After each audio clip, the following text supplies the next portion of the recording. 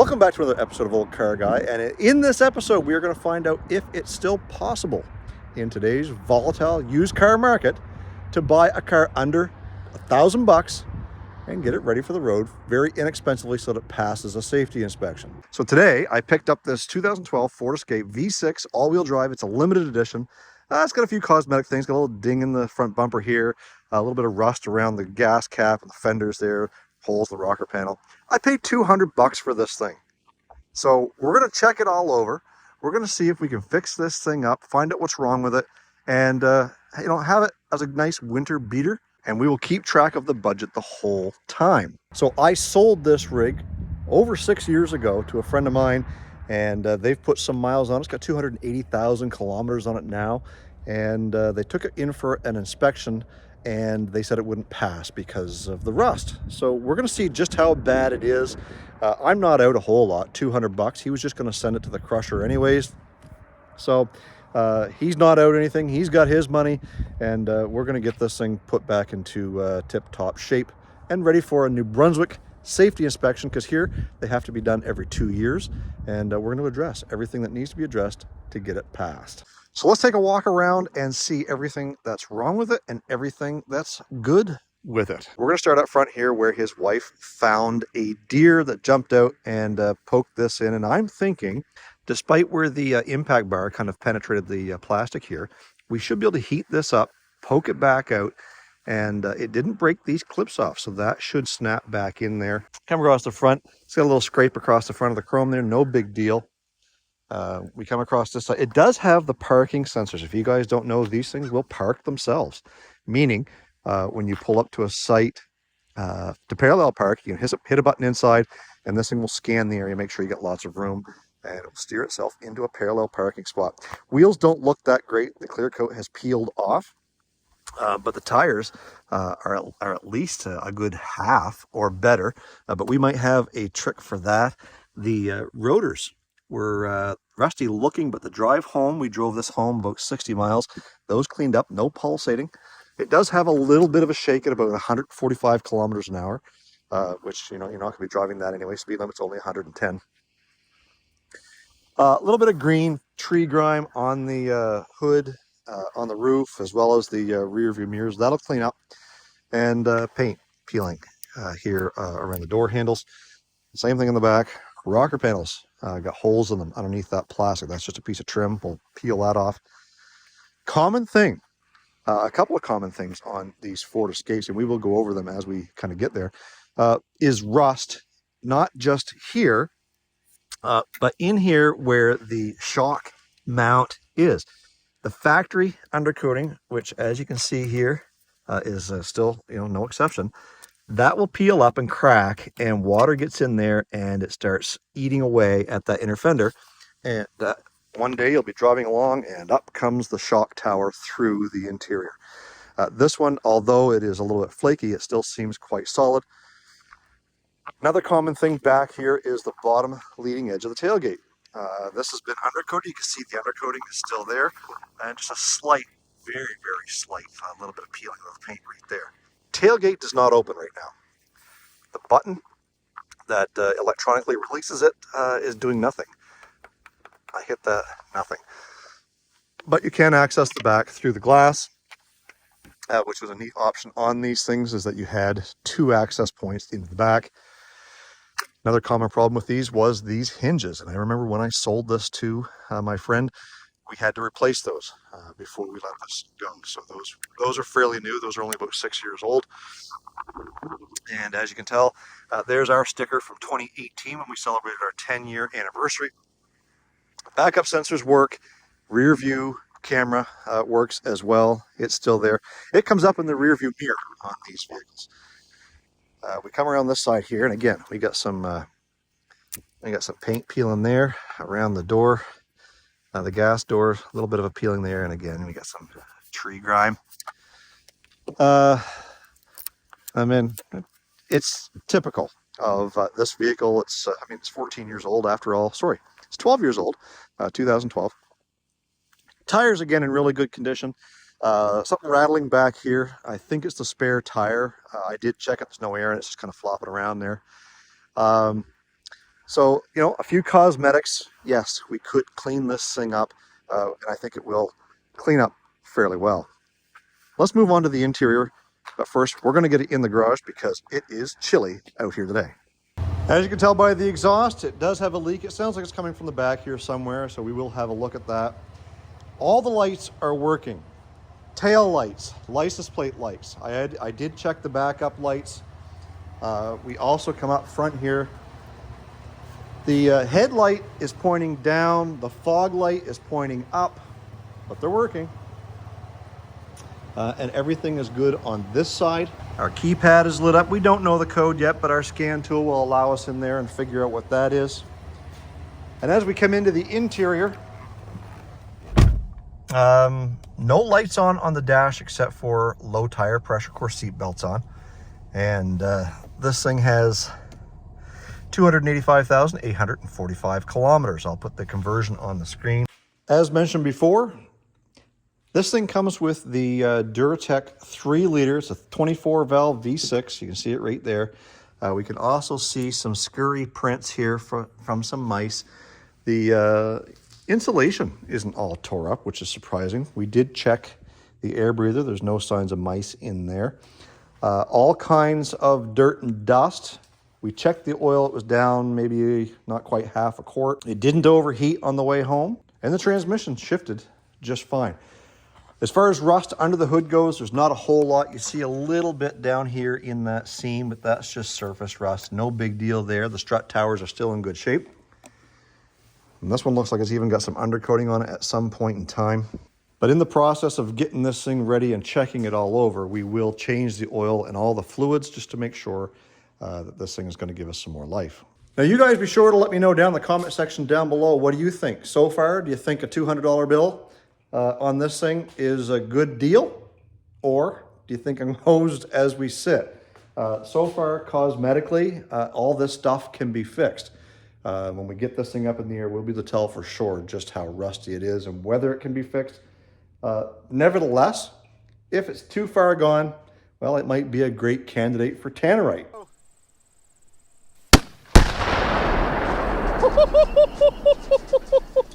Oh my word!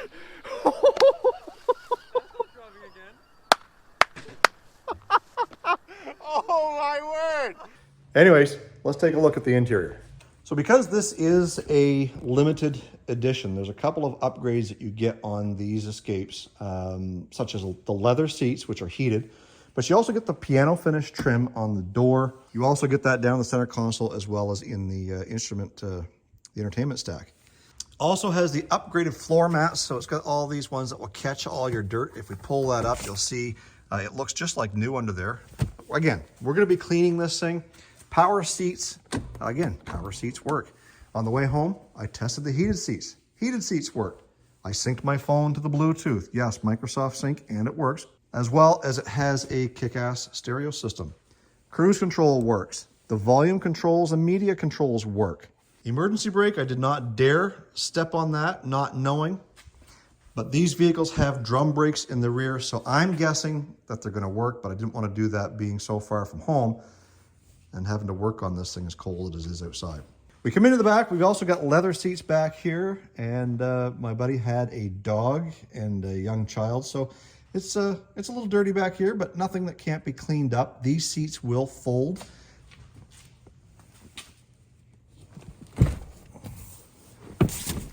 You've also got access here to your fuel pump should you ever have an issue. I commend Ford for doing that. Every manufacturer should do this, but guess what? They don't all do it. As we showed you before, the glass goes up, but the tailgate itself does not. So what we're gonna have to do is probably get in through the back, take the interior panel off this thing, and there should be a manual mechanism to undo that. But I'm thinking it's just the button is bad itself. But we don't know until we get in there. We do need a working tailgate. Why? Because it's got to work. Come over to this side, much the same thing, a little bit of dirt and gravel, no big deal. That stuff vacuums out. And it is common in this neck of the woods to see these plugs in the door jambs here. And what they are is they get drilled out. There's a couple more here. So that when undercoating time happens, you can get your wand up in there and get these rocker panels cleaned out. If that's not done on a regular basis, well, the rust will catch up to you and you'll end up doing rocker panels. So there's a general overview of the inside and outside of the vehicle. Now what we've got to do is get this thing up in the air so that we can take a look just to see how bad it is. We'll pull the wheels off, check the brakes, check the suspension, and make sure all that stuff is up to par, because that's part of your safety inspection here in New Brunswick is suspension, steering, and brakes. Obviously the exhaust we know for sure, and we also know the rocker panels for sure won't pass. Minor issues, but nevertheless, we've got to check everything. So as you can see, we've got on the hoist this Catalanch that we've been doing rocker panels on for a customer. So this thing will come down tomorrow. In the meantime, we'll have to wait to get this thing up in the air, but for you guys, it'll just be in a few seconds here. All right, so we're back here the next day and we've got this thing up in the air and we've got some surprises. Well, I wouldn't really call them surprises, but we got some issues. Let's take a look and show you what's going on. So we gave the front end a wiggle and there is a little bit of play on this right outer tie rod end. As we come over here to this control arm, the bushing is split and coming out of the piece of metal that it's in. This side, well, it's already hitting the bottom of the frame. Speaking of frames, when I got under this thing and I looked back here and I saw that there was some flaking. That's a little bit weak right there. You know, we peel a lot of stuff off. Back here, it looks okay. Nothing really too troublesome. It wasn't until we got up into here. And, well, clearly, you see there's nothing left. This constitutes as a failure for an inspection. Therefore, it's going to have to be replaced. I did do some checking around earlier, and it's looking like I can pick up a subframe for around $300 to $500, depending on where I get it in the US. I have not checked Canada yet because everybody's closed now. It's in the evening. But I'll check tomorrow to see you know, what it's involved in getting one of these things and then getting that swapped out. So we can chalk that one up to a little bit of a loss. But again, we kind of knew at the beginning what we were possibly up against based on what my buddy was told for his inspection last fall. Overall, the rest of the car doesn't look horrible. Yes, we've got some flaking and some scaling. And if we kind of get up in there, if I can pull this apart with one hand, yeah, we got rocker panels. Again, no big deal, because with these covers on here, we just pull them off. We can put a piece of flat stock in there, weld it or glue it up in there. We come back here. Oh, one thing I did find too is this carrier bearing, the rubber is pulling away here. It still turns, very, very slight vibration coming out of the driveline somewhere. This could very well be it. But as you can see, there's a fair amount of play there. The exhaust, hole here, hole here. That's where the bulk of our exhaust is coming from. It's still connected everywhere. No leaks in the differential. Boots on the axles are good. The seals, this one was weeping at one point in time. We'll check the fluid, make sure there's some fluid in there, because it could all be gone at this point. There's nothing fresh there. Spare tire is, well, it's almost Bluetooth. She's kind of hung on there. It is flat completely, so we'll have to figure out what's going on. Somebody told me there might be a recall on that. We'll double check. This shock has been possibly leaking at one point in time. But we will double check that. And my buddy said in the spring, before he took it for his inspection last year, he spent a pile of money on some brakes and tires and this and that. Brakes all feel good. Those drums, although they are flash rusted, they look fairly new, so I'm not too concerned about that. Brakes felt good up front as far as pulsating, nothing like that, but we will get everything apart. And as far as I can tell, those front pads still look like they got quite a bit of juice on them, or quite a bit of meat on them. Again, not too worried about that. So rust is the biggest culprit here with this subframe. So we're gonna have to get that addressed. Rocker panels, no big deal. It looks like this subframe might be a little bit of a challenge, but I don't know. By the looks of things, this transfer case might have to come off, as well as the drive shaft, to get this dropped down and replaced. But anyways, and back here, we did find a small little hole starting. So we're gonna have to peel a lot of this stuff away. That's the interior right there, folks. So we're gonna have to peel a lot of this away, strip out the interior on this side and start patching. I think everywhere else, I think where we checked was fine. So again, this is a common area. This will rot out. Eventually it works its way up around here, and this whole shock tower, you know, just eventually just beats itself out and comes up through the interior.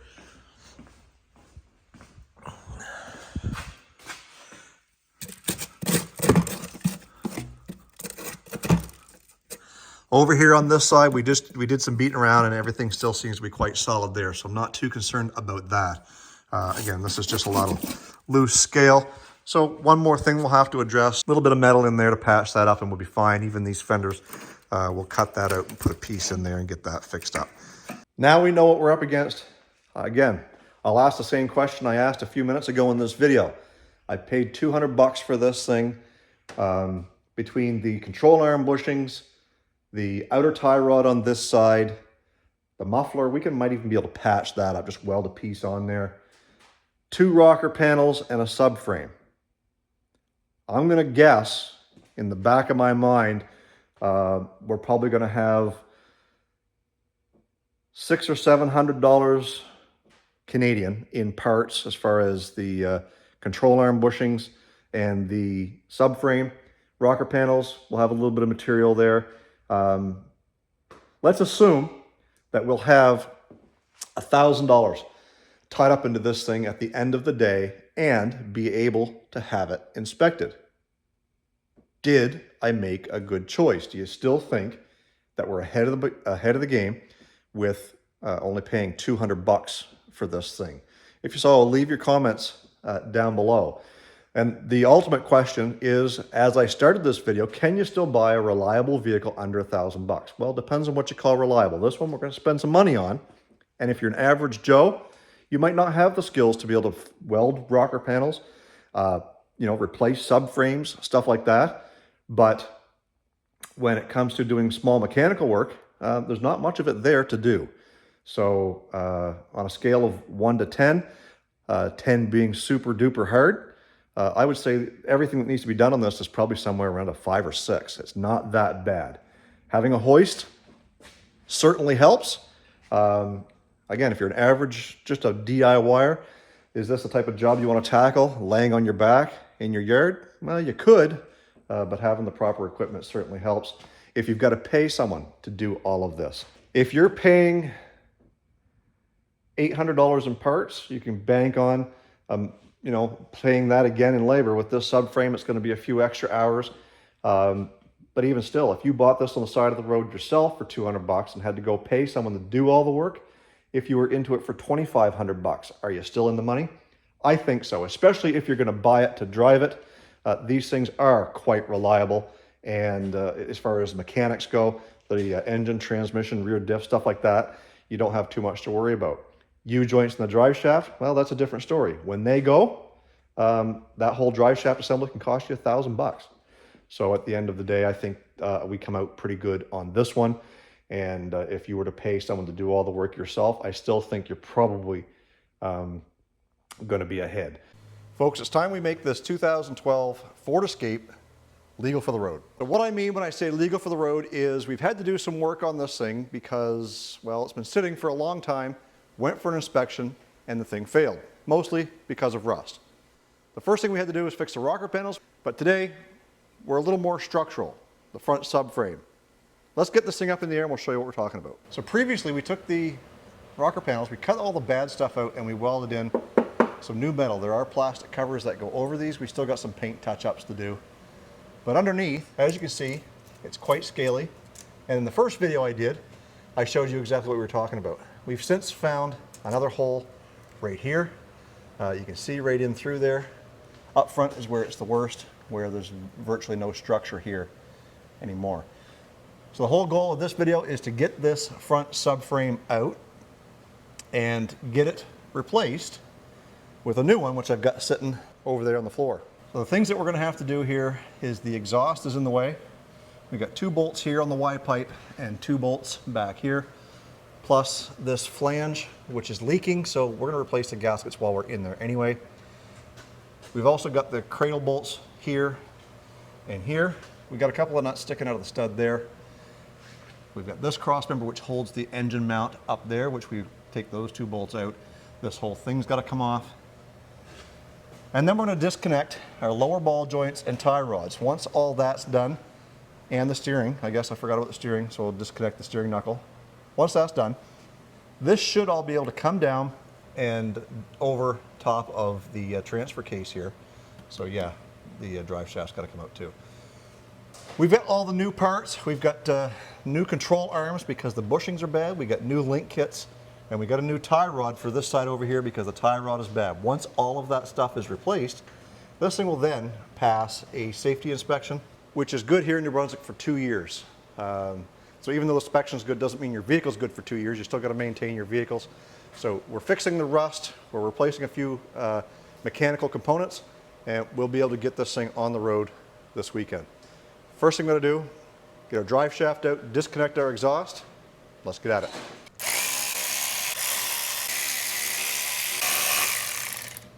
Now surely that drive shaft will just pop out of there.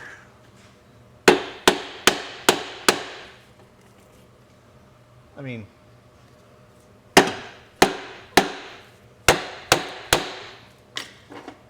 surely. Surely not. There we go.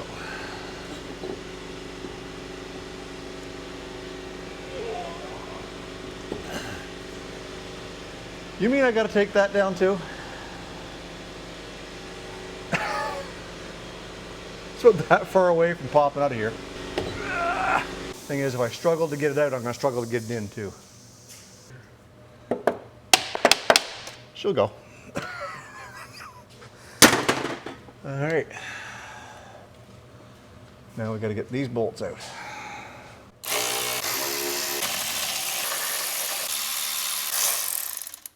Here we go. We did it, Tim. Yep. That's all that matters. The next thing we got to do is the steering knuckle. And there's the bolt right there. So what we're going to do is take that out. That's likely a 10 or 11 millimeter. And then we're going to put the car down and lock the steering wheel in place so it doesn't turn. That way when we slide that back on and get it back into its position, hopefully our steering wheel won't be off. I mean, we're going to send this thing for alignment afterwards anyway, but we don't want that thing twisted around, ruining our clock spring, I guess is what we're getting at. So we'll see if we get that bolt out. So up in here, we've got these two bolts that hold the engine mount in the front, and then these two bolts that hold this cross member. We're going to disconnect those two to relieve the stress from the engine mount, and then take these two out because this has to come off as well. And I believe those are 13 mil. Let's see what happens here. That's not a 14, that's a 15. The 50-50-90 rule clearly states that when you think it's a 14 or a 15 and you grab the 14, it's going to be the 15. That's just the way it is.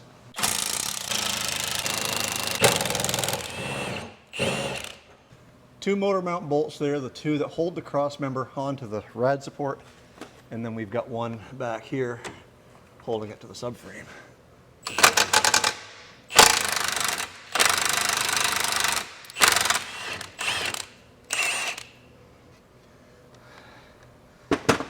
Which means when we start yanking this down, that's going to be there.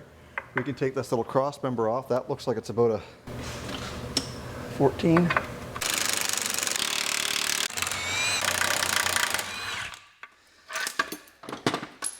We're lucky enough that none of those bolts broke. And I take this off. Now the new subframe that I bought comes with a brand new one of these, not a brand new, a new, good, used, Southern one. So we'll hang on to that little thing there, that little jewel. So exhaust, drive shaft, cross member, Now that we've got this out, we can get a really good look at just how bad that really is. It goes all the way up in there. It's crazy. All right. So at some point we're gonna have to deal with that rack and pinion. I'm gonna drop this down and get the front tires off of it because we're gonna have to access the bolts to hold the ball joints in. So let's do that. All right, so where we're at now is we've got to get these ball joints disconnected. I've already taken the bolts out. One side was 15, the other one was like 11/16. So one of those has been replaced before, I'm guessing this one, but we're gonna be replacing the whole control arm anyway. But we've got to get it separated from here. There's a little split in the metal right there. And try splitting it like so, and then give it a little bit of a pry, and then it should separate, maybe.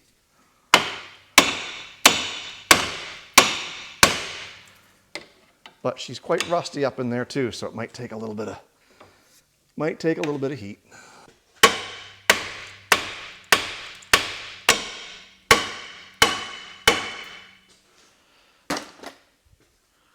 Will it come with the small pry bar? Oh yeah, yep.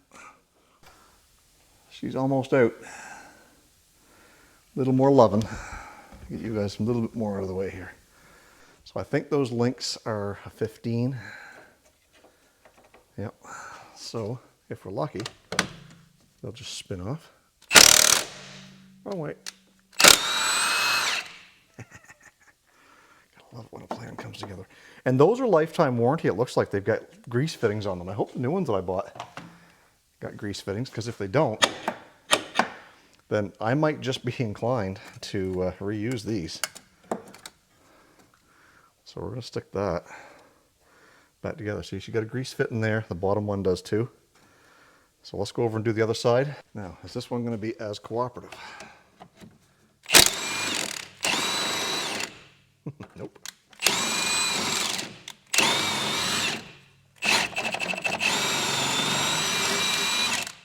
We're gonna have to get a pair of vice grips on that one. So if you're ever at this point where these won't come off and it's just spinning, in behind where these mount on, there's a little round dial. And I'll show you here in a second.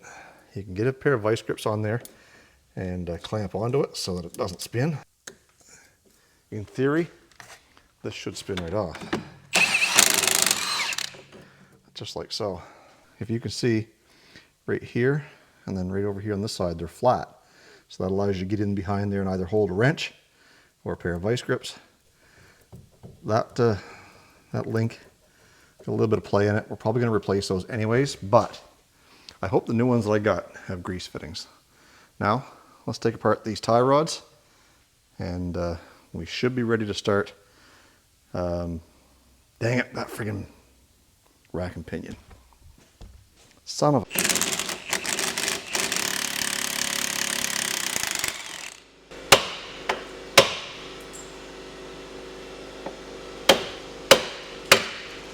This tie rod is bad anyway, so we are going to be replacing it. But we've got to get it off the spindle before we can do anything.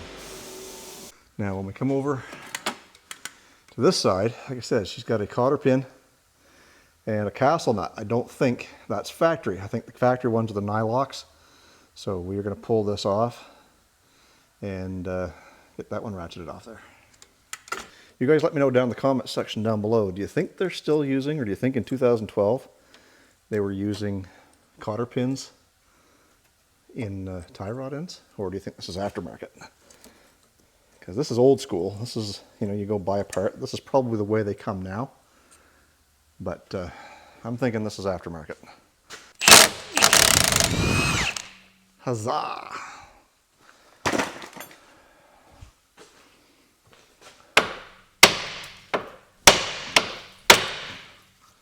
And then just like that, that one's loose. Outer tie rod. And here's another way to tell, maybe. It's got a zerk on it. I don't think they came with grease fittings from the factory either. Maybe this has been replaced before. That inner tie rod's got a little bit of dangle to it. You know, if they're new and they're in good shape, they should be able to hold. That one's not. This would be the time to change it, but guess what? There's no play. We're calling her quits for now. I think we're at the point in this journey where we've got to deal with that rack and pinion. So let's see what we got to do to get in there. All right, so you guys can see that nut right there. So we're going to try and get a long extension with the impact, and at the very least just see if we can, you know, just touch it. Maybe I got it sprayed down, maybe just the impact alone is enough to break it free. Come on.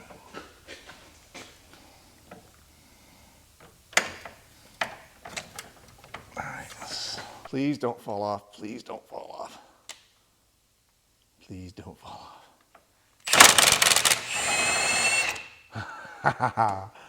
Imagine that. The power of the Milwaukee. So, in theory, if we're lucky enough, a pry bar should pry that off the shaft of the rack and pinion. Maybe if we give her some love taps with the BFH. Oh yeah, she's free. All right, so I think where we are now is we've got our tie rods, our ball joints, our sway bar links disconnected. The exhaust is disconnected, drive shaft, power steering or steering column is disconnected. I think now we can start working away at the big bolts. These two here in the rear, and then these two nuts up here. And I think as long as these ball joints will continue separating here, everything should start coming down.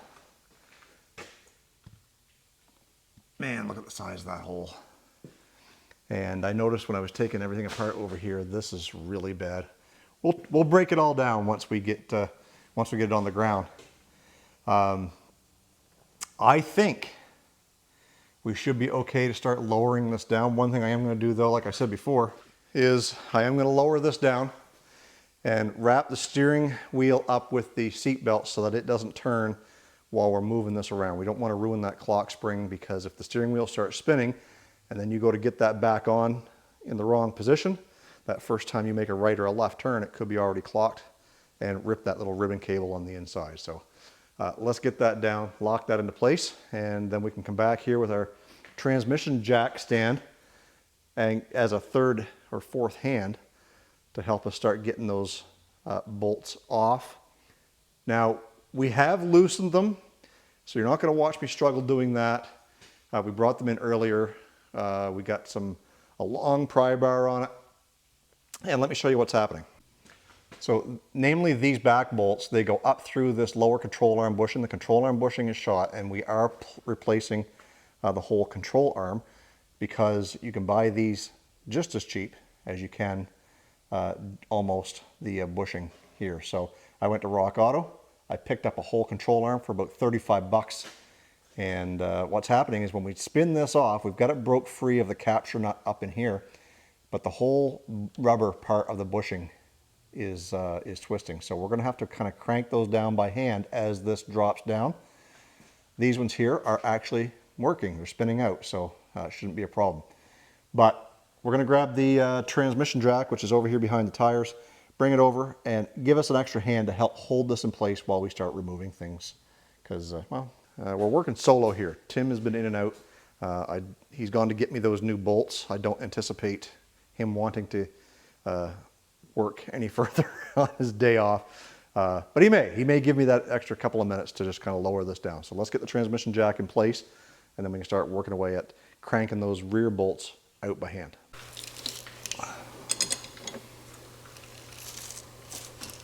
Oh yeah, she's gonna go. All right, so what we're trying to do now is get these bolts to turn.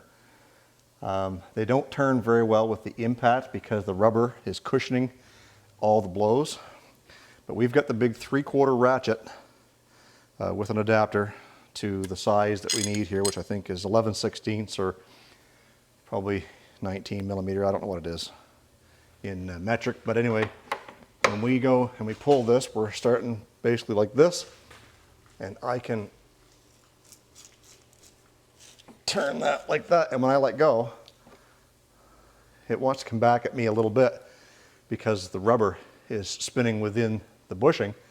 But I think when it's all said and done, we're actually spinning that bolt out of the capture nut that's trapped in there. So this is going to take a little bit of messing around. So enjoy some music and some time lapse.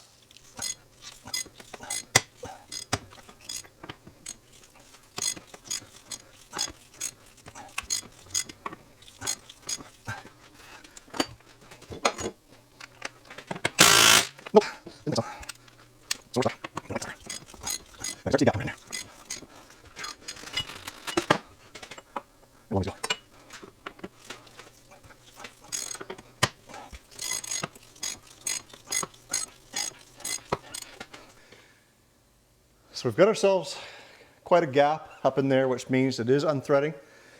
I think the problem is because the bolt is seized into the bushing, I'm binding up on trying to get it out, and it's making it harder and harder. So what I'm going to do right now is I'm going to go over to the other side and do the same process, so that in hopes that this whole thing drops down, and then we can go back and forth, working away at that as the whole thing comes out.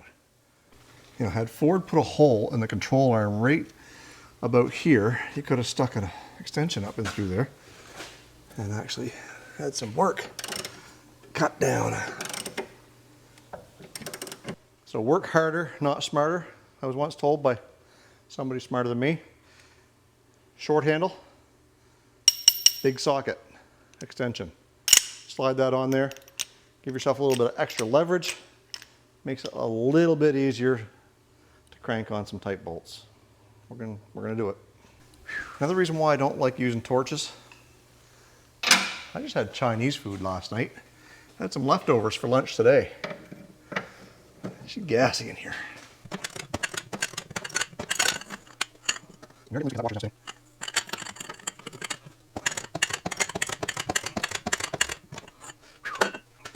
So in case you're just tuning in, this is the hard way of taking a stuck bolt out of a piece of equipment.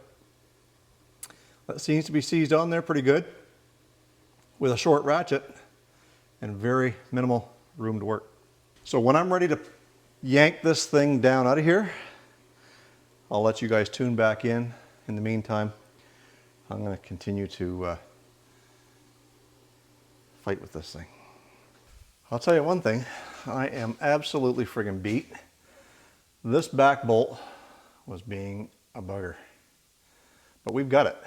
It's loose. We got the transmission jack holding the subframe up. We've got our big bolts, our nuts up here and over there, kind of ready to come down. So I've just got to find my proper ratchet, which I seem to have misplaced. And we can I just tightened those finger tight back up in there, but they don't want to come off by hand. So we get that one loosened up, and that one there's by hand. These little capture, whatever you want to call them, they're like a nylock with the spacer kind of built into it. Local dealer wanted $60-something each. That's Canadian money. Even in American money, that's still about $45 for that. Why? The bolts were bad enough at 20. Anyway, we've got this thing ready to drop out. The only thing that's really kind of holding it there now is the transmission jack and the ball joints. So if the ball joints are going to be a little bit of a sweetheart, and I should just be able to tap that, and it should almost want to fall out of there, which it did. There's no pressure on that jack right now, so let's get the pry bar and start prying on here. So that's gonna go. Over here, that's gonna go. Yeah. So that jack has got a little bit of pressure on it. Let's drop her a little bit more. All right. Oh shit, you know what? We've probably got some power steering lines going into that rack somewhere. Or is it electric on these things? It'd be great if it was electric, because then it's just nothing. Where are we? Now we gotta go digging. I don't see a line. I don't see any, no. I don't see any lines going into that at all. This must be electric, this motor must be inside. All right, so we just keep prying, I guess. Keep prying until something falls. Hopefully it doesn't fall on me. Oh, you know what I did forget? Huzzah! Dag nabbit. Let me show you. You see that right there? Right, let's focus. No, not the hose. So you see that right there? Yep. That's an engine mount. There's a bolt coming from the other side. We got to get that bolt out. Son of a biscuit. All right, so we got that mount out, and now we are just wiggling and jiggling, trying to get this thing detached. That's what I'm trying to say, from the ball joints, and it's being a little bit of a cranky pants. There's one.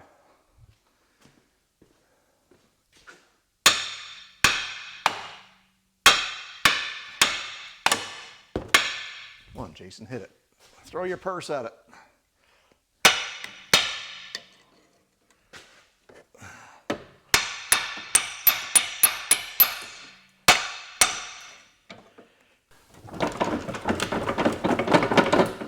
Oh, that engine mount has kind of got it held up in there too. So let's drop that down.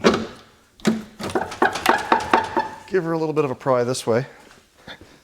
Back over here. And do the same thing. I think what's happening is the bolts that are stuck in the back, because they're seized into the bushings, are not letting us come down far enough.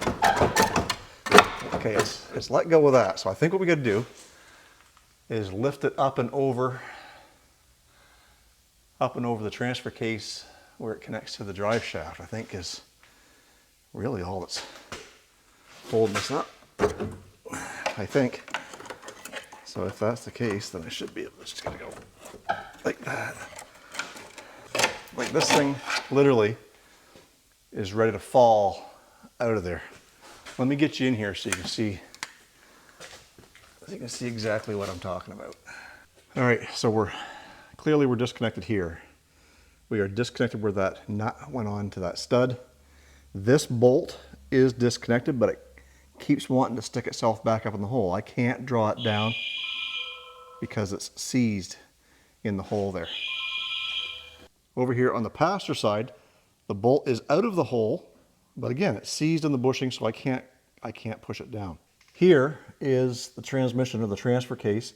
This whole unit has to kind of come back and over that to get it out. So it's going to take it's going to take two people. One on this side, manhandling it, trying to get it out of there. And I'm not sure if you can see it. So there is our transmission mount right in the center of your screen. And there's the hole that it goes in. So that is free. That's freed itself up. And there is your steering shaft. That's let go. So where we're at now is, so we're just at the point where I need a second set of hands to try and literally manhandle this thing out of here. Then we can start switching things over to the new one, like new control arms, sway bar links, and bushings. But looks like I'm gonna have to go find some help, so maybe I can find Junior. In the meantime, it's about supper time. I could just hear my wife pulled in, so she's done work for the day. Maybe I can convince her to come out and give me a hand. Get her hands greasy. Not likely. Anyways, we'll be back in a few minutes. Well, it is the next day, and a little bit of a late start this morning. It's about 20 after 10. We were up late last night watching the Tyson-Paul boxing match on our Nintendo NES. At least the reason why we used our NES is because the picture quality was much better than it was on Netflix. Quick little breakdown. The first bout was horrible. Showboating YouTube stars just trying to make a name for themselves, and very little happened. Second round, or second match, was great. Probably one of the best all night, followed by the best one all night, the ladies. I don't know. One of them got their ass kicked. And then to the main event, I thought Tyson was going to pull it off there in the first couple of rounds, but by the third and fourth round, he was tired, and it showed. And I think, you know, the real losers in this whole boxing match thingy was us. We stayed up all night. They packed the AT&T Stadium down there in Arlington, Texas. Everybody paid big prices for tickets. Netflix, although the video quality sucked, probably sucked in tens of millions of people. We're the big losers here because the fighting wasn't that great, at least in the main event. And the picture quality was real shitty. So Netflix, do better. And Jake Paul, stop picking on the old guys. I expected more out of Mike Tyson, but after all, he's almost 60 years old. What did you expect? Anyways, we got to get back to this Ford Escape, getting this subframe taken down. So let's get at it. So you guys see this piece right here. This is part of the subframe that bolts up here. There's a stud right here. Look, I can take my hand and almost break that apart because it's so rusty at the bottom. That is crazy. And I drove this thing on the highway. Shame on me. All right, so now that we've scared the shit out of ourselves by knowing what we know now,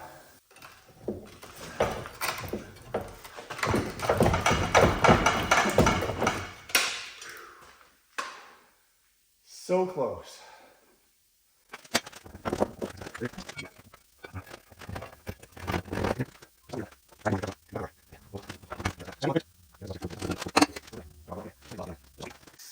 And guys, if you're a DIYer and you don't have one of these exhaust insulator removal tools, you gotta have one.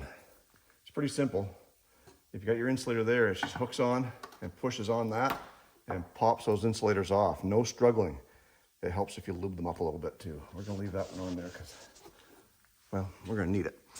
Anyways, we got the exhaust out of the way. So we've got the exhaust out of the way, and that should give us better access to sliding this thing off. So let's get this done. So close. I do. Oh, I can't catch it. That's what I'm afraid of. Oh, geez,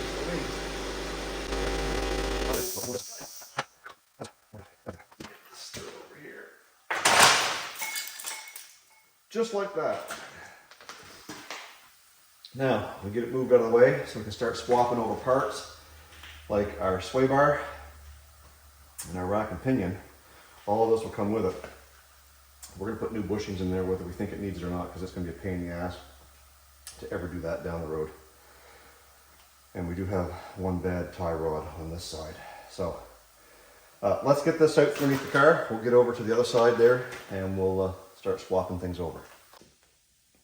So one thing I've never really understood why I mean, I kind of do engineering and all that stuff, but we know how we feel about engineers. Is why we need so many different size bolts. You know, we got 14s here. We've got the 13, 16s, or whatever the metric equivalent is here. We got 15s. We've got 17s on the other side. Like, can one bolt not just do for everything? And if it's a big bolt, okay, maybe it's overkill. And we are missing one over here, so we'll have to rob one out of the other one. So one thing that we are not going to swap is this motor mount. This actually looks like it's in pretty good shape. It is missing a bolt here, so we'll just steal the one out of the other one. So this is empty. Your rack bolts in up here. Sway bars, sway bar bushing, or your sway bar mounts here. So hopefully we'll be able to just swap everything over all at once and get these out. And hopefully none of the bolts break off or won't come out of the old one. Let's get over there.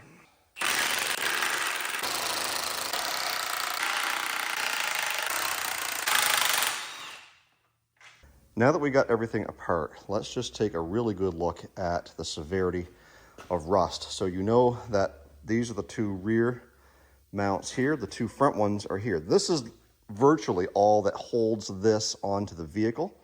Everything else ties together, like your rack and pinion, your mount, your ball joints. But take a look at this perch over here. Not only is it rusted away at the base here, it's cracked right here. This is generally what's prone to be your problem. We get inside here and you can see my hands through the other side. You're not supposed to be able to see that. That's supposed to be boxed in. And then when we flip this over, again, this is supposed to be boxed in here. There's your seam coming right down like so, and it's all hollowed out there. And this perch or this mount is just flexing. Once this breaks, you lose the structural integrity of your forward lower control arm. Back one's doing all the work. This comes out, tire spins off to the right, you're into the ditch. Heaven forbid, that's the least of your problems. If it's the driver's side, this one actually is pretty good shape, then you're going into traffic and you're hurting somebody else. All right, so we are ready to start swapping parts. And some of these parts we're gonna swap right here. Some we're gonna wait for. To save weight, but those control arms use the same bolt to hold in place back here as holding the subframe to the car. So we kind of got to wait for that. But we are going to be installing these sway bar bushings. These ones actually look fairly good, but if I ever have to change them, it's quite a job to do so after the fact. So these are a Mevotech MK201311. And I will leave a link in the description box down below for all the parts that I'm using here, as well as any specified tools that we used. So let's get this swapped out, and then we can put the rack and pinion in. All right, so we've got our rack and pinion installed. We've got our sway bar and new bushings. These links are actually in really good shape. They do have grease fittings. The ones that I picked up do not. So we're going to use these because they're still quite stiff. I think they're going to be all right. This one over here, same thing, it's still quite stiff. This one has got a little bit of, well, I mean, it's not loose, but it's got a little bit of play, so, but we'll pay attention to it. We got a couple over there if we need them, and they're very simple to change out at any given time. I did find an extra bolt for the control arm, the forward control arm bushing. So what we got to do now is get this loaded up on the transmission jack and see if we can't wrestle this thing into place. Hopefully we don't have as much issue with it as we did, well, you know, getting this one out. While we're in here, let's take a look and see if we're up against anything surprising. So while we're in here, let's take a look and see if we're up against anything surprising. Now we do have a couple of nuts on those brake lines that are swollen quite bad, but where the actual engine cradle sits in the front is still good. There's still paint on it. We're going to spray that down a little bit. Same thing up here. Got some scale in the paint, but still fairly solid. Come over this side, same thing. A little bit of scale, but the metal's still thick, and I tapped on it quite a bit, and there's lots of strength there. So we're going to spray some undercoating just in this area right here for now, so that when we put the new so when we put the new cradle up in there, it'll be sealed and have a little bit of help for a few more years anyway. No other things that surprised me up here. We do have a little bit of an oil leak. It looks like it's coming possibly from the timing cover, maybe. I'm not worried too much about it. And up here we got a little bit of seepage around that transmission pan. And again, maybe around the oil pan. We're going to snug those 10 millimeters, maybe they're 11s. We're going to snug those up anyway and try and mitigate a little bit of oil leakage. Other than that, we've got our tie rod. We will replace that once it's on the vehicle because we'll have better leverage. And this thing's going to weigh a little bit less because we don't have the control arms in it. So let's get this thing rustled up in there. Hopefully we can get that done before lunchtime. Well, too late. It's 5 minutes after. So let's wrestle with this thing a little bit. If it goes smoothly getting it up in there, which I hope it should, then we'll just let it sit there until after lunch and we'll come back and hopefully get this thing put back together today.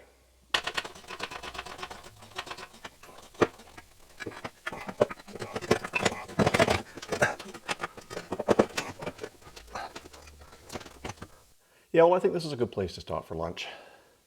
Definitely going to need a second person. I said that about getting it down. I probably could weasel it up there. The problem is it's so damn heavy and awkward that it would just be so much handier to have one guy over here on this side holding it and twisting it with me while I'm over here, because it's almost got to go up like this and then level out. Got to get that mount. It's not so much the mount, it's getting the rack and pinion up over top of this transfer case. And just simply the fact that, you know, I'm a weakling and this is heavy. So,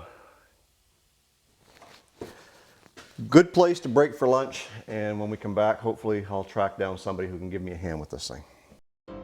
It's a good time to start talking about today's sponsor, Zuwheel. They've reached out to me in the past to do a sponsorship for them.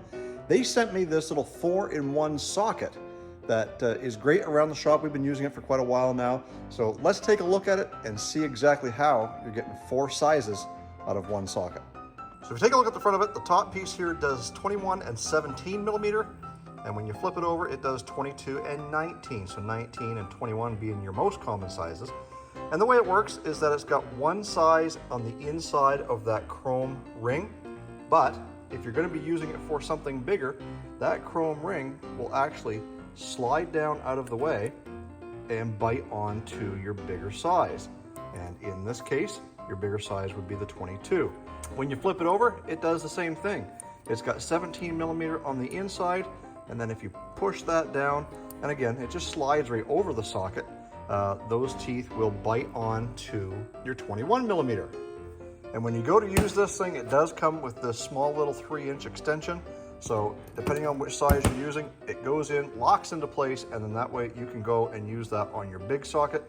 And if it's using it for the smaller one or the 19 millimeter, you just flip it over, stick the socket down in there, and away you go. We've got my wife's 07 Crown Vic. We're getting ready to take the summer tires off and make room for the winter tires. So let's test this out and show you how it works. So these are a 21 millimeter socket. That's why we've got the 21 on the end. So when I go to fit this on here, it just kind of seats into place. And we're able to take that right off there. And when you're done working on aluminum wheels, folks, don't forget to re-torque after about 100 kilometers or 60 miles. You don't want those wheels coming loose. Thanks to Zuwheel for sending me this multi-tool. For taking lug nuts off, like I said, we use it in our shop. We use it every day. It's very, very handy, and it will withstand the abuse of an impact gun. So make sure you check out Zuwheel. Link down in the description box down below and support them like they've supported me. Now, we got to get this job done.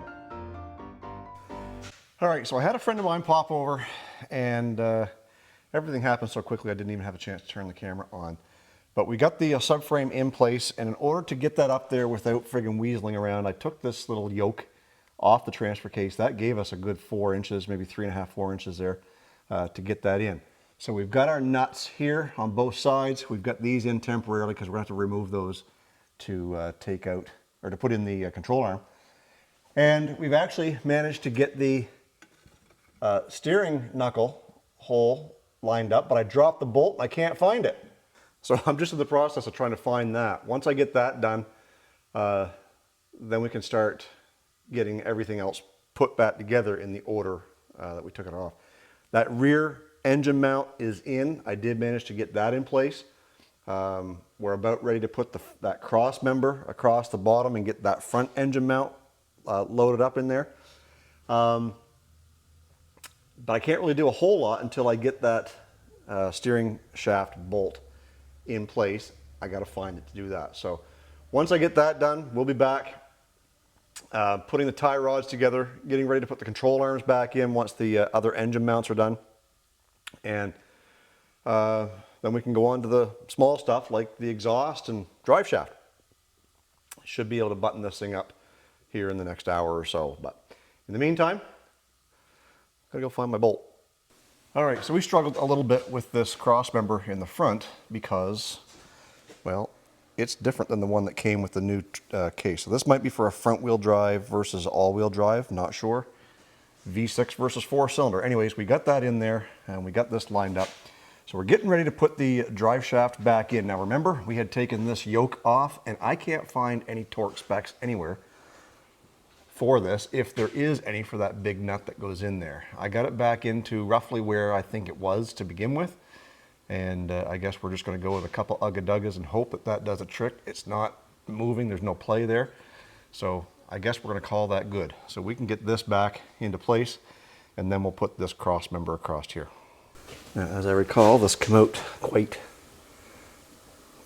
firmly, but I think it's gonna, well, I think it'll go back in there as long as we can.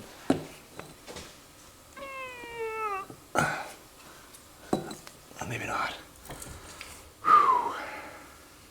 I'm thinking I'm gonna have to take the center support bearing off just enough to get some more flexibility. So let's do that first. Are they this big?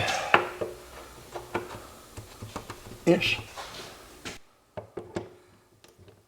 And incoming dirt in the face.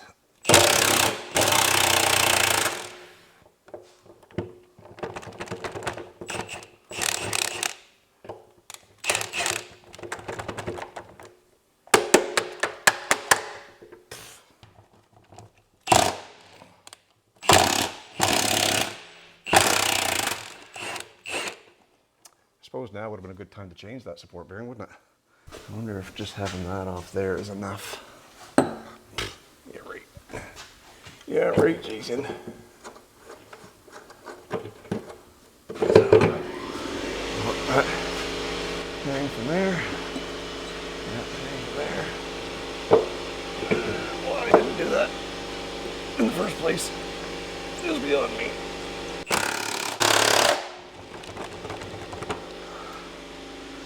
Probably should have checked that U-joint while I was there. It's fine. All of these bolts here, hopefully everything lines up.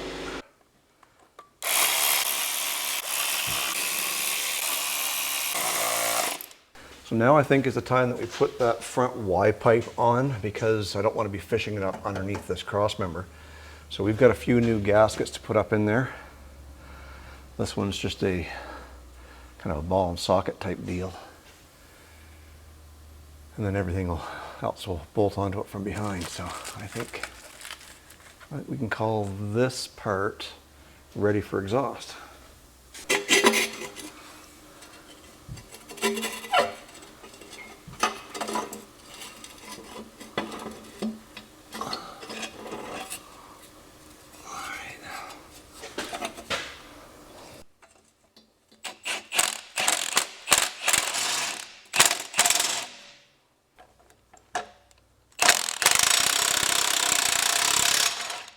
Uh-oh. Broke it. This damn gun is too friggin' powerful sometimes. Shit.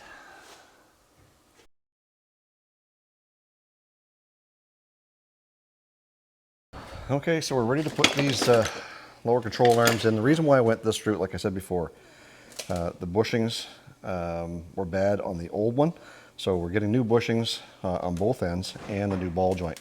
So we're kind of doing everything all at once. These were only like $36 or something like that on Rock Auto. So left and right, there's the part numbers right there. So let's get set up and get this one put in.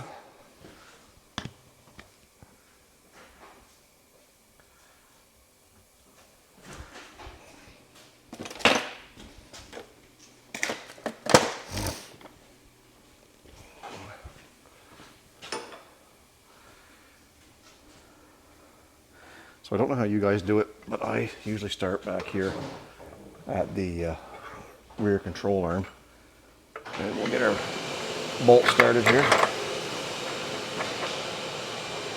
And then we can just kind of pry it up and into our slot. There.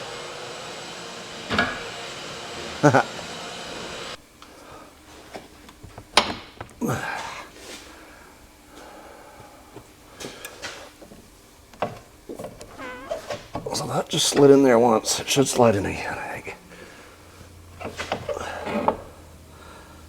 All right.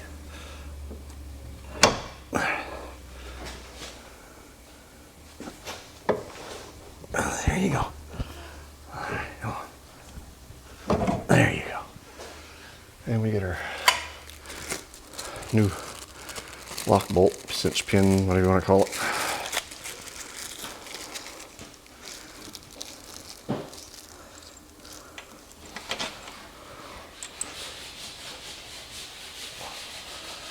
All right, lock that in place.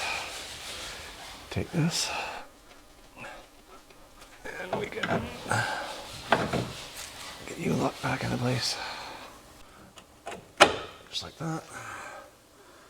And put you all in there. And we'll go down, do the other side, get all this stuff tightened up. And then we can finish up with our exhaust and call this done. Okay, so everything is tight. We got our big bolts up here in the subframe. We got our small bolt in the front control arm bushing. Tie rods are tight. Oh, this one's not tight. Gotta go back and do this one. Sway bar links are tight, and the pinch bolt down here on the ball joint is tight on this side. So we got this side, except for the tie rod, looked after. Over here we got a new tie rod. It's tight, link is tight, pinch bolt is tight. Both control arm bushings and the frame bolts are tight. And I think we're good. So let me get that one tie rod bolt done, and we should be good. Get the wheels back on it, get her up in the air, finish off with that exhaust. I might put that off till tomorrow. It's getting a little bit later in the day. It's 4:17 and I am beat. So I think that exhaust might be tomorrow's project. So when we come back, we'll have working exhaust, wheels will be on it, and we should be able to inspect this thing. Anyways, let me get that tie rod bolt done. Call her a day. Okay, again, it's the next day, and all we got left to do to this thing is to get the exhaust patched up. There's two things we got to fix. One, I'm not going to replace this whole muffler. We're going to put a couple of pieces of tin over these holes and hopefully get that quieted down. And two, we got to fix that stud because we broke that off, tightening it up. And then we can start putting the exhaust back together and reconnect it to the rear resonator. Now that's got some sort of a gasket on there. She's baked on pretty good. We'll get that off because I do have another one to replace it with. And then once the exhaust is fixed and I get these rocker panel covers back on, the only thing left is that small little hole right there. We are going to fix that. And then mechanically she's ready for a inspection, and we'll go through that as well. But again, before we can do all that, let's get this muffler patched up.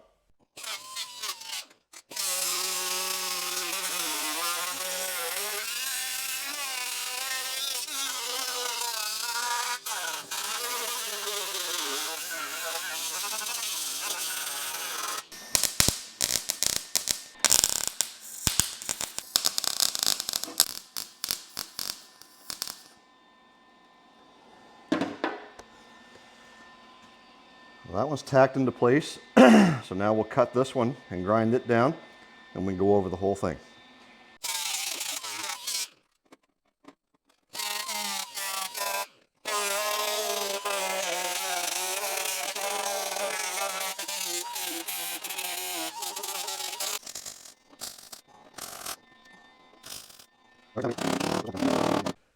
Well, you can see where I started is all blotchy and this and that, but when I came over here, I started doing some spot welding, and it seemed to hold really good. And over here, like, I'm really impressed with that. That came out good. And then that final patch that we put in, I spotted it the whole way around. I mean, it's just a muffler, and I'm just a beginner. And yes, there's a lot of bubble gum in there. However, it seals it up. Let's hope it's quiet. Okay, so we've got our exhaust all up into place. Everything's tight, and we're getting ready to start this thing for the first time with the exhaust fixed. Hopefully, it's a lot quieter. So up front here is just like a ball and socket. So that just kind of pulled together. No gasket necessary. Back here, we had to put a new gasket in on this flange because I broke the stud. You can see where I've got a nut and bolt on that there. Had to put a donut gasket in here on this muffler piece, and then of course we got that patched up, and we had to put another donut gasket back here. Hopefully this thing sounds good. Let's go start it up and make sure that we did everything the way we were supposed to. All right, let's see how much quieter she is.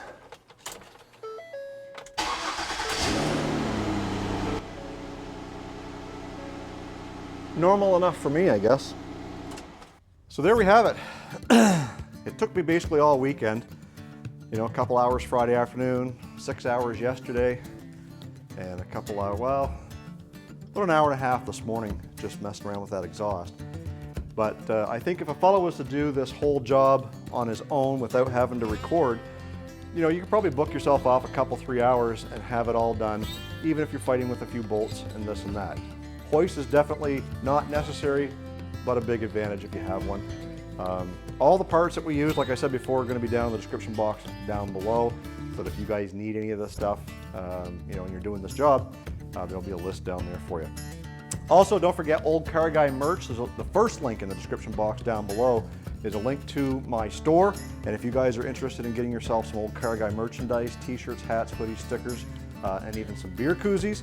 So I encourage you to go help support the channel in more ways than just watching these videos, which I really do appreciate. And we just hit 35,000 subscribers. Thanks to you guys. I appreciate all of that. Today in this video, we're going to find out if we can take a 2012 Ford Escape with almost 300K on it and make it cool. So stay tuned. So the first thing we got to do is we've got to get this thing up in the air, and then we're going to show you all the parts that we're going to use to make this lift kit and wheel and tire combination happen. Let's get this thing up in the air. So what we've got is we've got two brand new struts that I picked up from Auto Shack, which is a parts retailer in Canada. And I got two of these for less than 200 bucks. I was going to go to Rock Auto, but when I added the shipping on there, well, it was going to cost me significantly more. So this was free shipping because of the price I paid for them. And we're going to be lifting this thing, or at least leveling it 2 inches in the front. And we're going to do that with these spacers that just mount basically on top of the strut. And then we just stuff the whole thing up in there. We are going to be putting the new link kits on that we talked about putting on in the last video, because these ones, although I greased them, still get a little bit of rattle in them. So we're going to be replacing those. And then when everything's all said and done, we got a clearance in around the wheel well a little bit for those bigger wheels and tires. So first thing we're going to do is get the struts off here by disconnecting the old link kits, getting rid of the ABS lines and the brake lines off that, and see if we can get those two bottom bolts off. So let's dig in.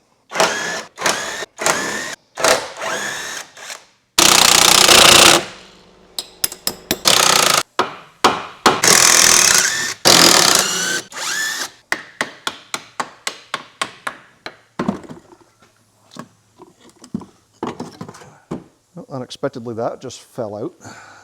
All right, so we got our strut out of here. We replaced the stub shaft on this axle because the center support bearing was bad, or at least so we thought. We took it out. Wasn't that noisy after all. Could be a wheel bearing, but when we checked it, wasn't that noisy. So what we're going to do from here is we still have to change this sway bar link, but I wanted to show you this little lift kit, which is just a leveling kit spacer to go on the top of the strut. Now when you get these, they're just studs that go up into the hole, and you've got to seat those in place. So what I did was I just took a punch or a drift and set it up into the vise and just kind of pounded them down into place. So now when I go to put this up through on the top of the strut, those aren't just all flopping around all willy-nilly. They're in place. We'll just take those nuts off and bolt this to the new strut. So let's get that done. All right, so now that we've got that in there, we've got to keep in mind that when you're putting this on, there is a little keyway right here, and we match that up on the leveling block. So now we're ready to take this, shove it up in there, and just kind of reverse the process. But first we got to get that sway bar done. I'm going to do that off camera, and then we'll get this thing put back into place.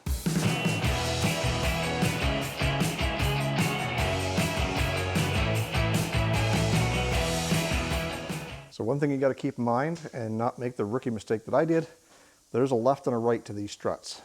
The right one, this tab here for the sway bar link, should be on this side. So we're going to take this one out and get the other one and pop it back in there. You see, folks, sometimes you just got to practice to make sure you're good at it. That first one slid right in there, boys.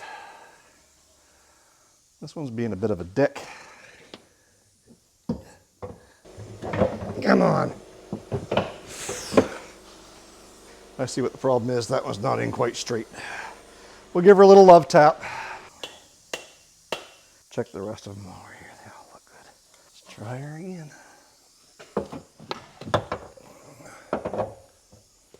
Yeah, almost slide in there this time.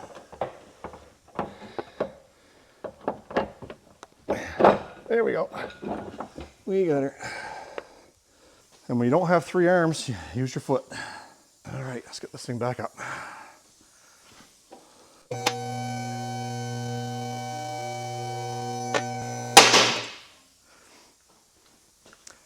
And now that we've got this pushed down this way 2 extra inches, as you can tell, those holes don't line up very well. But it's because, well, I don't know why it's because, it's math. Math is because. Love tap you into place. What happens? Nothing. Whose idea was it to put a lift kit on this thing? All right. This is where you need 3 hands. One to push. One to pull. And one to put the bolt in.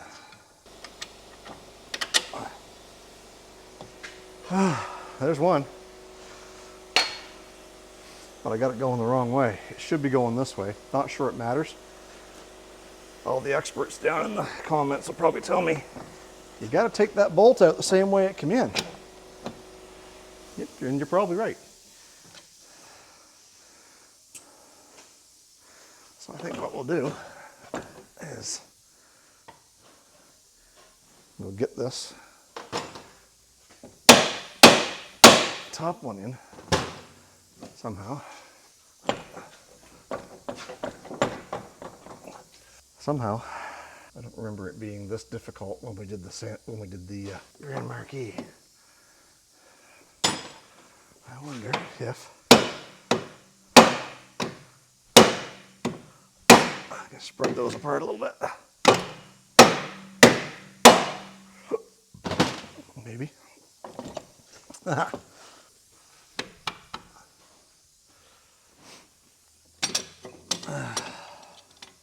You don't have the tools you need, you use the tools you have. C-clamp acted like an extra hand. And no, I'm not putting those back in the other way because it's too difficult. So we can just snaz those on there.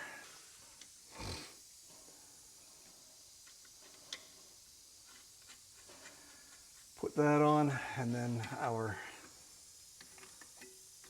brake line clip can go back into place. That and our ABS sensor clip that's supposed to go on. Damn it. I can put our tie rod back into place. And our sway bar, we're going to have to get this thing pushed up and sitting on its own weight to put that in, because that is, well, 2 inches lower than it should be.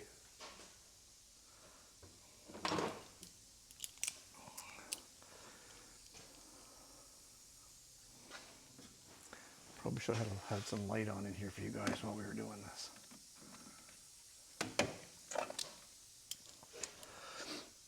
And this clip right here that holds the brake line in place technically doesn't go on there until after you put the ABS sensor in place. Ugh. So we've got to take you out there, take this, and pop it in there, and then take you, and then pop you back in there.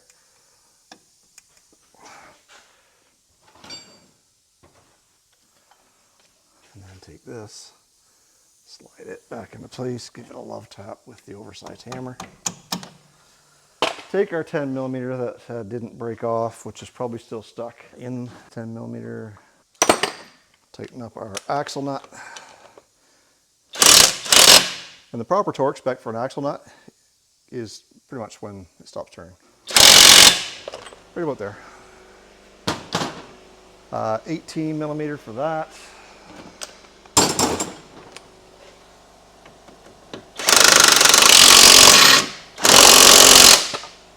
That's good. 18 millimeter for that.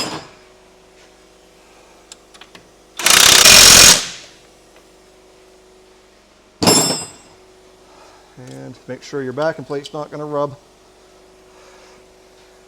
And other than the sway bar link, which we'll do once we get the wheels and tires back on it, setting on its weight, we can just take that, because it'll push this up, and then that'll just bolt right into place.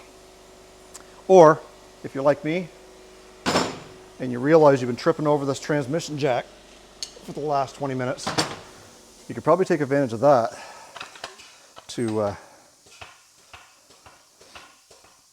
lift this whole thing up and put the nut on now. Just make sure you don't lift your vehicle off the hoist if you're using a hoist.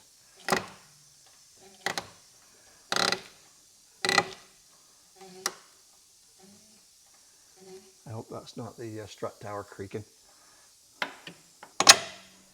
There, so put that on there, put our new nut on it, and with any luck, that should spin right on. Click, click. All right, so we are done with this side down here. All we gotta do is lower it down and cinch up those 4 bolts up top. And we should be golden as far as suspension goes. So as I was putting these nuts on, we realized just how Chinesium this is. That bolt right there, I mean, it just barely took the corners off of it. Pretty much welded in place now. So it pretty well prompted me to get rid of these nuts. These nuts? Got him! For the stock ones that came with it. We're going to use those over again, at least 3 of them. That one ain't coming off. She's pretty much welded into place. If this doesn't stress the fact that your socket needs to be firmly seated on there before pulling the trigger, well, you know what happens. Chinesium nuts go round. So now that we've got this side done, we're going to go over there, do the exact same thing. No, we're not going to do the exact same thing because we struggled a little bit over here. We're going to go over there and get this one undone, pulled down, put the new one back into place, get everything reconnected, and hopefully have an uneventful process. I'm going to time lapse it anyways, so you guys won't have to endure the pain that I'm going to endure, but let's get it done. So is this Chinese jump pack any good? Well, we're about to find out. Asperex has sent me their AX2000 jump pack, and according to the side of the box, it's capable of boosting up to an 8-liter gas engine and a 6.5-liter diesel. It has lots of built-in safety precautions, and it comes in this neat little carrying case. And being a used car dealer in the wintertime, we run into batteries that need to be jumped all the time. And this 2013 Mazda 6 is no exception. So when we take our AX2000 out of the case, it says fully charge before use, which we've done. And what I want to know is how much of that 100% goes down once you boost it. So let's get this car boosted. So you just press the boost button and we should be able to just give her a start. And it only took 4% to boost this battery. So with 96% left, we've got plenty of boosts left in this. And it does charge up fairly quickly. With this neat little carrying case, you can throw it in your glove box or in your console, throw it in the trunk, and have it for the times you need it most. So we're gonna get this Mazda 6 all charged up, and I will leave a link in the description box down below for you guys to get your very own Asperex AX2000 booster pack. And thank you to Asperex for sending this to me. We'll be making use of it here at the shop, and thank you for sponsoring this video. Now, let's get back to work.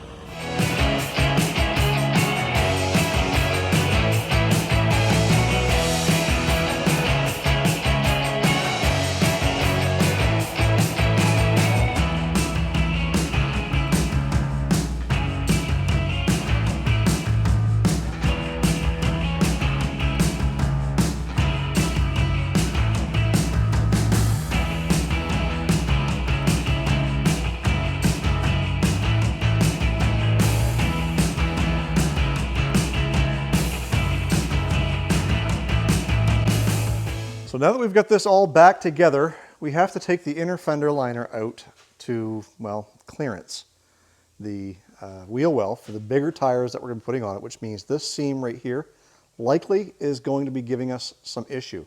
We've got a tab here for holding the inner fender liner, and we want to keep the inner fender liner as much as possible because it is protecting the wires here and entrance up into the engine compartment. We don't want slush and crap getting up there any more than we have to. So I think what we're going to do is we're going to keep as much of the factory fender, this seam as possible, but we've got to kind of take the hammer to it and bend it over to clearance it. So what we'll do is we'll probably come about here and take a slice with the grinder, slice it, and then start bending all of this over all the way down into here and get that out of the way, because when we go to make the turns, that's probably going to be an issue. But before we go cutting anything at all, we're going to continue to get this fender liner out of here, grab one of the bigger wheels and tires, get it mounted on the vehicle, and start doing a swipe with it so that we know for sure. In fact, Junior and I did that a couple of weekends ago just to see exactly what we were up against. Take a look. So here is a set of 16-inch steel wheels with some Firestone winter tires, which is going to be perfect because we're driving this thing in the winter. These are 245/75 16s. What's on it is two 35/70s. There's about an inch or so difference in height overall with these ones versus the ones that are on it. So we may or may not run into clearance issues. I'm not thinking so, Junior. So I think one of the things that we're going to do with this is get these on the truck and see if they fit. You want to grab the impact and I think it's a 19.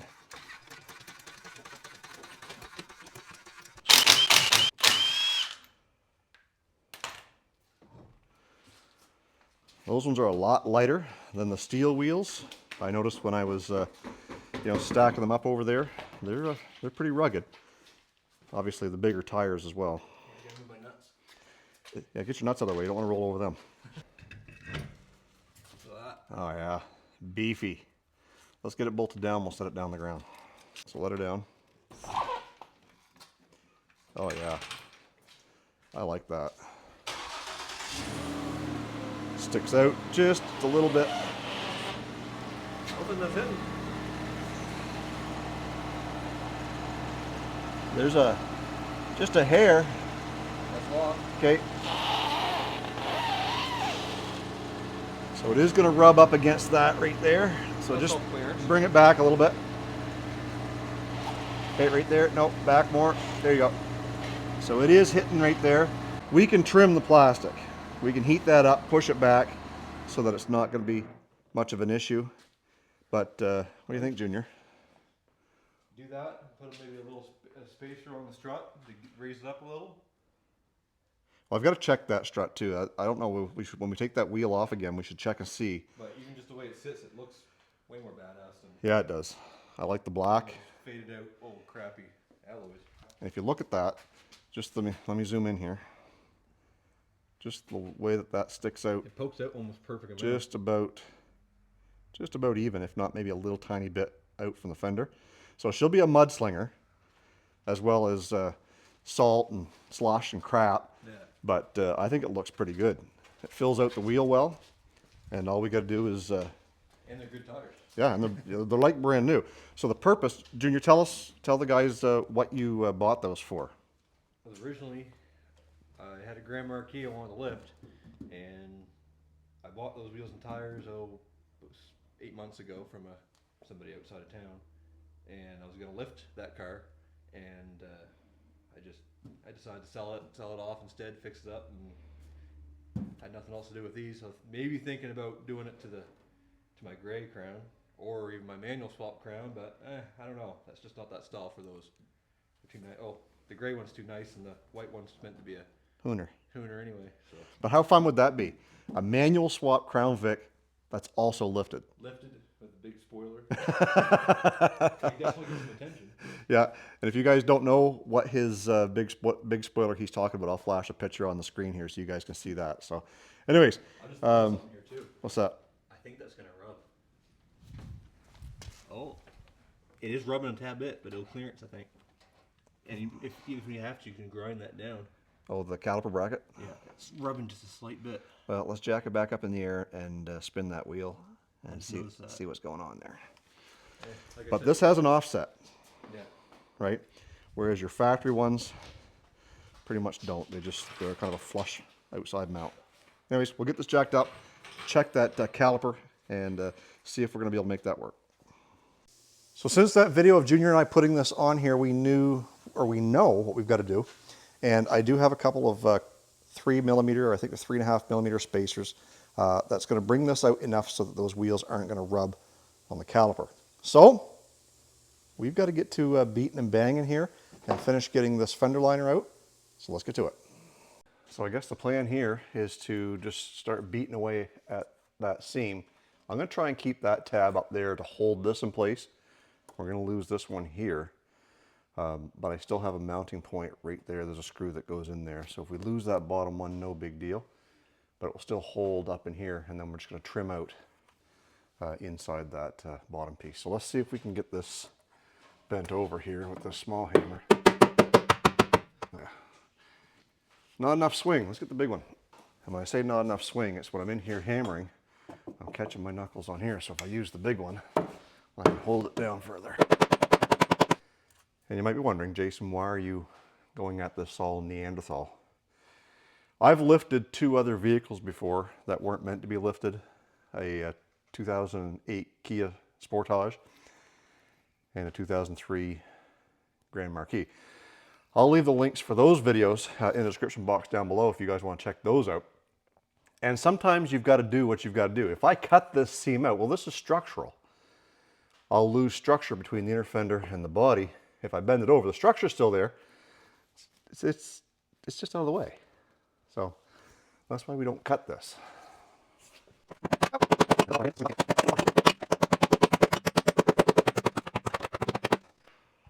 All right, so now, as much as I hate lifting that wheel and tire up in there, because that's about, I don't know, 75, 80 pounds. It's a lot heavier than the stock ones. We got to get it back up there and do the swing test again with it down on the ground to see if that's going to work. Before I do that, we already know we've got a trim here in that way a little bit and come all the way down to this little indent here, because I don't know if you can see it on camera, little shiny spot right there. That's where the tire was hitting. So I think what I might do is I might actually just cut it across, maybe up here a little bit, and then that way I can still use these two fastening points. I think that's what I'm going to do. All right, paint marker found. Give this a little rub down, so hopefully our paint marker sticks to it. And again, using a greasy rag, so I think what we've got to do is that once that's up there, we're just gonna kind of come up here like this.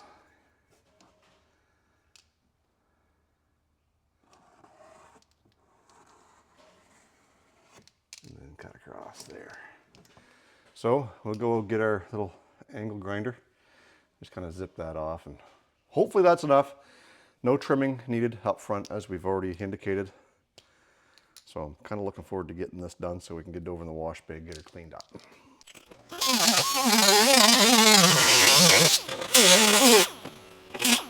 That's still sticking out that way quite a bit. I might have to go in here further. I might just hold that in place. Everything should be in place. I'll put a screw in there maybe to make sure. When it comes to lifting vehicles that aren't meant to be lifted and making a project out of it, you got to have patience, because it's going to be a lot of this, putting things together and taking them back apart and checking clearances. So now that I've got that fastened up in there, it's going to hold where it needs to be held, even without this fastener here. So now the gig is going to be, let's get that wheel and tire combination put back up there, set it down on the ground, and do our sweeps with the steering wheel and see where things are going to, where they're going to rub or where they're not going to rub.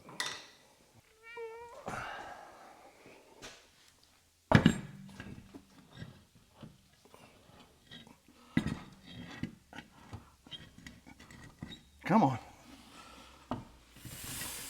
Whew. Way too much effort. And yes, I know, we're not putting all of them on because it's coming back off. Let's get this thing down the ground, do our sweep.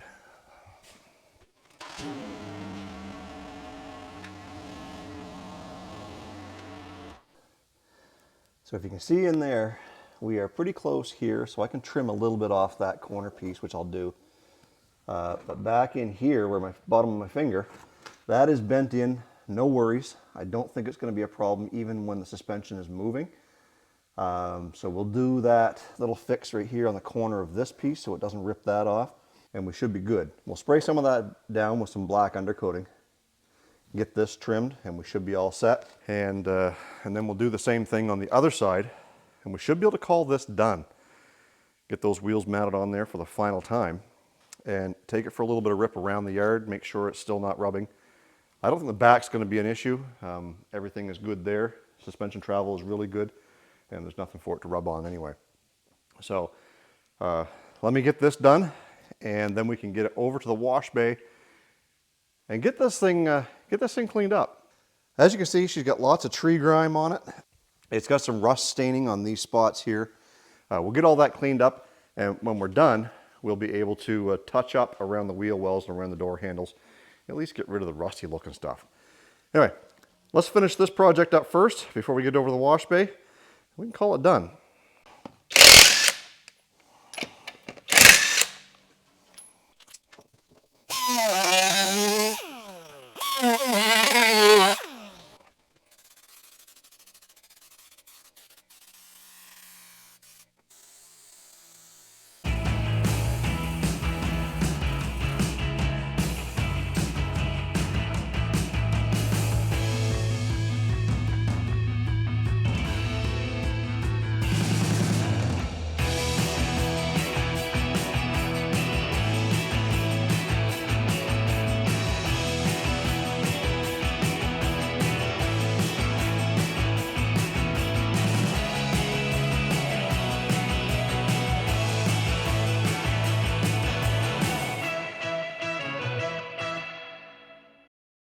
So before we do the big reveal on what this thing looks like with the lift, and some of you are asking, well, how much of a lift is it? Well, it's a 2-inch suspension lift, and the tires alone are about 1.5 inches.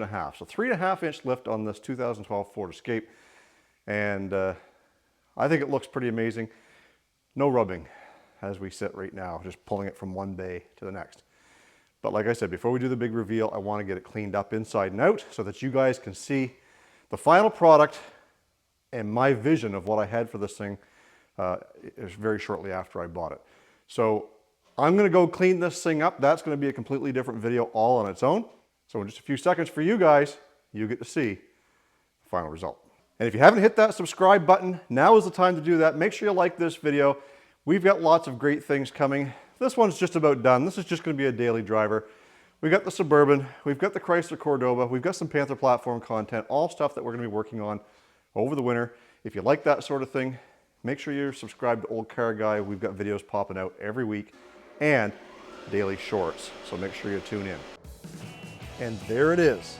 This is my 2012 Ford Escape that, yes, you can lift it and put oversized wheels and tires on it and have it look cool at the same time.